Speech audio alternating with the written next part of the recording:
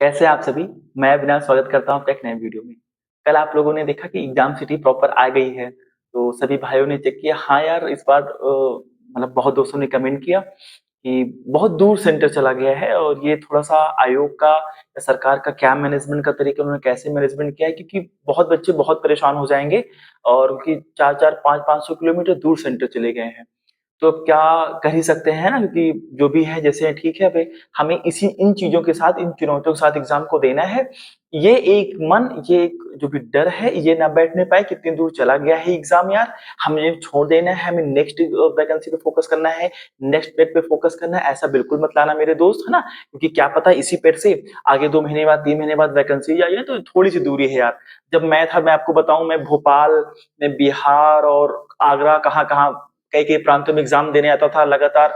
अब 24-24 घंटे खड़े होकर भी, आप जानते हैं, संघर्ष का दौर होता है या तो नहीं, ना कभी रिजर्वेशन हो पाता था ना बाकी चीजें, तो ऐसी चीजें चलती रहती थी। तो प्लीज आप लोगों से निवेदन है, एक बड़े भाई के नाते, है ना, कि आपका सेंटर जहां भी गया है, जिस जिले में गया है, जितनी भी दूर गया है, आप लोग प्लीज देने जाएं। हो सके तो थोड़ा सा एक दिन पहले निकल लें, क्योंकि अब जो पढ़ाई करनी थी, जितना जो करना था आप लोगों ने कर लिया। आप उसकी टेंशन ना लें कि एक दिन हम पहले चले जाएंगे तो बहुत लॉस हो जाएगा, ज्यादा हम पढ़ नहीं पाएंगे। ठीक है, जितना जो कर लिया है हम उसी पे बात करने वाले हैं।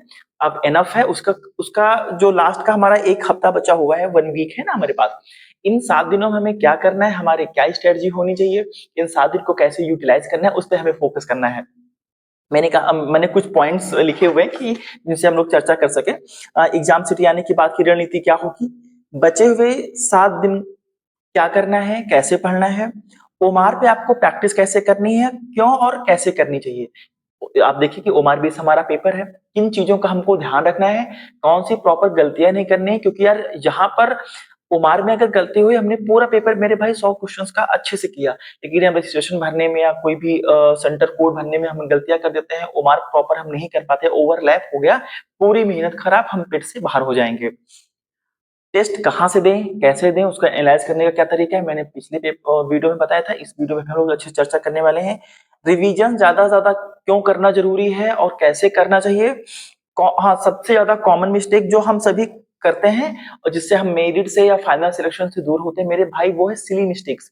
कौन कौन से सिली मिस्टेक्स करते हैं और ये इनको कैसे हम दूर कर सकते हैं, हमारी क्या रणनीति होनी चाहिए, इस पर हम चर्चा करेंगे। पहले एग्जाम सिटी आप लोगों ने चेक की, जो हमारा पहला पॉइंट है, उसके बाद की जो रणनीति है। देखिए, मेरे कहने का ये हमें मतलब था दोस्त कि एग्जाम सिटी आ गई है, प्रॉपर हम लोगों ने सिलेबस प्रॉपर कवर कर लिया है। आप आपको एक्स्ट्रा कुछ नहीं पढ़ना है, ज्यादा नहीं पढ़ना है, चीजों को बहुत टॉक्सिक वे में नहीं लेना है, बहुत हैबिचुअल नहीं ले लेना, हैवी मतलब फॉर्म में नहीं ले लेना है कि चीजें बहुत दिक्कत करें।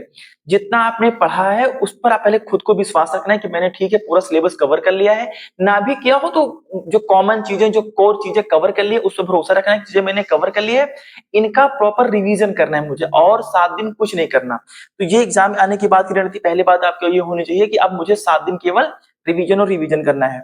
बचे हुए 7 दिन क्या करना चाहिए, जो मैंने आप बात की कि 7 दिन आप डे वाइज लोगे, कि आज जैसे 1 डे होता है, अब आपको अपनी स्टडी का जो भी टाइम है, क्योंकि बीच में कोई एग्जाम तो लगा नहीं किसी का, तो प्लीज भाई आप प्रॉपर 7 दिन, मैक्सिमम अगर 7 डेज है, एक दिन में आप 2 टॉपिक भी अगर रिवाइज कर पाते हो तो 7 2 14 टॉपिक आप रिवाइज कर ले जाओगे। 14 टॉपिक्स मेन कोर कोर है नहीं, लेकिन मेरे कहने मतलब एक सिस्टम बताया, अगर आप चीजों को डिवाइड करके पढ़ोगे तो बहुत अच्छा कर सकते हो।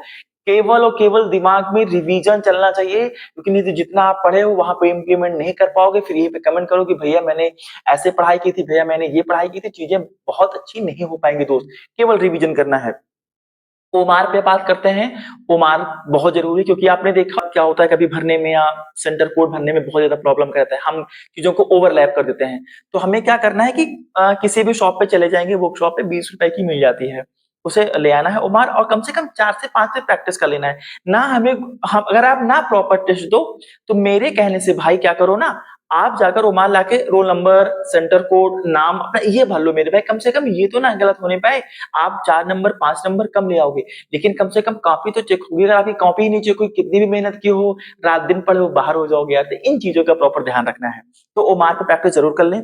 टेस्ट मैंने कहा था जो भी आपके सोर्सेस हैं जहां से आपने कोर्स ले रखा है, यूट्यूब से या जो भी कोई प्लेटफॉर्म आप फॉलो करते हो, टेस्ट दो, उस टेस्ट का विश्लेषण करो, कहाँ पे गलतियां हो रही, कौन कौन चीजें आप बार बार सही कर पा रहे हो, कौन कौन चीजें आप बार बार गलत कर पा रहे हो। जो भी टॉपिक 7 दिन में रिवीजन के, इसीलिए मैं कह रहा हूँ क्योंकि वो जब 7 दिन रिवाइज कर लोगे ना, जो टॉपिक गलत हो रहे हैं, जो छूट रहा है, आप प्रॉपर अच्छे से कर पाओगे उसको। तो ये देख लो, अगर आप टेक्स्ट बुक वगैरह को फॉलो करते हो तो टेस्ट देने के बाद जो उसका एनालिसिस आता है वो कर लो। अगर आप फुल टेस्ट देते हो तो अच्छी बात है। फिर चैप्टर वाइज जो जो कोर टॉपिक है लिख लो कि 14 डेज है, 14 डेज में ये हिस्ट्री का ये कोर टॉपिक मुझे देना है, ज्योग्राफी का ये देना है, पॉलिटी का ये देना है, डीआई का। आप इन 14 डेज में भाई टेक्स्ट बुक से सारे टेस्ट दे लो, ये अच्छे कर लो, अपनी तैयारी को और बूस्ट कर लो। आप ये कर सकते हो। रिवीजन जो सबसे बड़ा फैक्टर है, जहां से बच्चे सबसे ज्यादा गलती करते हैं, जिनको लगता है कि अरे अभी तो 2 दिन 4 दिन बचा है, आराम से हम चीजें मैनेज कर लेंगे, कोई दिक्कत नहीं, वो है रिवीजन। जितना ज्यादा जो रिवीजन करेगा वो एग्जाम में उतना ज्यादा आगे हो जाएगा, उतने बच्चों से आगे हो जाएगा और अपनी सफलता के, अपनी मेरिट के उतने ज्यादा पास चला जाएगा। तो अभी मैं बार बार पहले भी बोल चुका हूँ, रिवीजन जितना ज्यादा हो सके, जितने टॉपिक का हो सके, जिस चीजों का आपको डाउट है, रिवीजन रिवीजन रिवीजन बहुत ज्यादा। रिवीजन लोगों को लगता है मुझे आता है, रिवीजन क्या ही करना है, फिर एग्जाम दे के आते हैं, पता लगा यार 1914 नहीं 1915 था, 23 नहीं 22 था, 26 नहीं 20 तारीख थी। तो भाई ये चीजें कैसे डाउट होंगी, कैसे एक्यूरेसी आएगी? प्रॉपर रिवीजन, रिवीजन कर लो मेरे भाई, रिवीजन बहुत मस्ट। अगर रिवीजन नहीं करोगे चीजें फिर दिक्कत हो जाएंगी। कौन सी सिली मिस्टेक्स नहीं करनी है, सिली मिस्टेक्स होती क्या है? जैसे क्या होता है, कोई भी क्वेश्चन आपने देखा उसमें लिखा है नहीं है, हम उसे है पढ़ लेते हैं, है या तो नहीं है पढ़ लेते हैं। सत उसने कहा, असत उसने कहा, हम बहुत तेज पढ़ते हैं, है ना? या हम बहुत चीजों के बारे में सोच लेते हैं कि अगर हम पेट में अच्छा नहीं कर पाए तो हम इस वीपीओ की वैकेंसी से, लोअर की वैकेंसी से, लेखपाल की वैकेंसी से, जूनियर असिस्टेंट की वैकेंसी से बाहर हो जाएंगे। तो एक जो मतलब अनर्गल जो हमारी थिंकिंग चलती है, जो एक्स्ट्रा हम सोच लेते हैं, चीजें हम पर हावी हो जाती हैं, तो इनसे आपको बचना है। चीजों को बहुत ओवरलोड नहीं लेना है, ओवर वे में नहीं लेना है, काम रहना है, शांत रहना है, जितना आपने पढ़ा है उस पर भरोसा रखना है। और एग्जाम हॉल में इन चीजों को प्रॉपर ध्यान रखना है कि ये चीजें आपके हॉबी हावी न होने पाए। जो भी क्वेश्चंस आता है, चाहे डीआई का हो, चाहे मैथ का, रीजनिंग का, जीएस का, बहुत प्यार से, बहुत सुकून से, बहुत धैर्य से पढ़ें।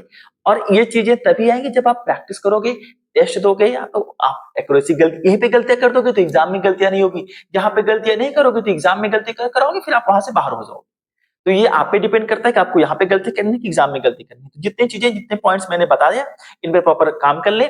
जो भी आपके लूप होल है, जो भी टॉपिक लगता है कि 14 डेज में मेरा छूट गया, क्योंकि आप, हाँ, आपसे एक और गुजारिश है, इन 14 डेज में उन टॉपिक्स को ना पढ़े जो पढ़ चुके हैं, या उन टॉपिक्स का रिवीजन ना करें जो आपको प्रॉपर आप चीजें रटी हुई है, फिर भी आप पढ़ रहे हो और खुश हो कि मैं रिवीजन कर रहा हूँ। नहीं भाई, इन 14 डेज में उन टॉपिक को जिसमें आपको डाउट है, जिसमें प्रश्न एक दो गलत हो जा रहे हैं, छूट जा रही चीजें बची हुई हैं, उनको प्रॉपर अच्छे से करना है। तो प्लीज आप लोग क्या करें कि जो भी कुछ क्वेरी हो पढ़ाई से रिलेटेड कुछ भी, तो आप मुझे प्रश्न, मैंने कहा है कि मैंने चैनल पे प्रॉपर, या मैं भी वीडियो में कोशिश करूंगा कि अपनी इंस्टाग्राम की लिंक दे रखी है। जब भी आपको कोई डाउट हो मेरे भाई पढ़ाई से रिलेटेड, या कोई भी पर्सनल आपको कुछ भी गाइडेंस चाहिए, या कोई भी और रेवेन्यू से जुड़ी कोई भी प्रॉब्लम है उसका सोल्यूशन चाहिए, तो प्लीज मुझे इंस्टा पे डीएम कर लें। आपका भाई, आपका दोस्त प्रॉपर बताने की पूरी कोशिश करेगा। हो सकता है मैं थोड़ी सी लेट रिप्लाई करता हूँ, क्योंकि मेरी भी प्रॉपर क्लास में बहुत सारी चीजें होती हैं, तो बाकी मैं प्रॉपर रिप्लाई करता हूँ। कोशिश करूंगा कि एग्जाम की कुछ जो लास्ट वीक है इसमें प्रॉपर आपका ध्यान रखूं, हर चीज आपको प्रॉपर गाइड करूं, जिससे कोई भी दिक्कत आपको होने ना पाए। बहुत लोगों ने मैसेज करते हैं कि भैया मेरी लास्ट समय की तैयारी थी, नहीं हो पाई, मैं कैसे करूं, मैं बीमार हो गया था, बीमार हो गई थी। देखो यार, अब 1 हफ्ता बचा है, अगर आपका बेसिक सारा क्लियर है और बहुत सारी चीजें आपने पढ़ रखी हैं, अगर आप फ्रेशर नहीं है तो बहुत सारे यूट्यूब पे मैराथन चला रखे हैं, बहुत अच्छे टीचर्स हैं जो भी जिन प्लेटफॉर्म को फॉलो करते हो, उनके आप हर विषय की मैराथन देख लो, चाहे करंट की मैराथन देख लो, जीएस की मैराथन देख लो, ओवरऑल जिसकी भी मैराथन है, अगर आप 7 डेज में 7 अंदर ले आओगे, और थोड़ा सा अगर फीवर वगैरह है, जो भी उतनी अगर सीरियस नहीं, तो आप मैनेज कर लो 1 हफ्ता, क्योंकि थोड़ी सी संघर्ष कर लोगे। ऐसा तो है नहीं यार कि अगर आपका कोई पढ़ाई में अपने आप को झोंका हो, जी जान लगाए और उसकी मृत्यु हो जाए। तो पढ़ने, ज्यादा ओवर पढ़ने से बाकी चीजों कोई इंसान मरता नहीं है। तो अगर आपके पास थोड़ी सी हेल्थ इश्यूज वगैरह है तो मैनेज करके पढ़ लो यार 1 हफ्ता, क्योंकि यही चीज अगर आप आगे फिर वैकेंसी वगैरह आगे अच्छे नंबर आगे तो सिलेक्ट हो जाओगे। तो इन चीजों को प्रॉपर देखो, कोई दिक्कत है, कोई क्वेरी हुआ, मुझे मैसेज कर लो, मैं आपका दोस्त, आपका छोटा भाई, बड़ा भाई, जो मुझे आप समझे, आप मुझे प्रॉपर। लोग नेक्स्ट वीडियो में मिलते हैं ना, तो मिलते हैं फिर नेक्स्ट वीडियो में। जय हिंद, जय भारत।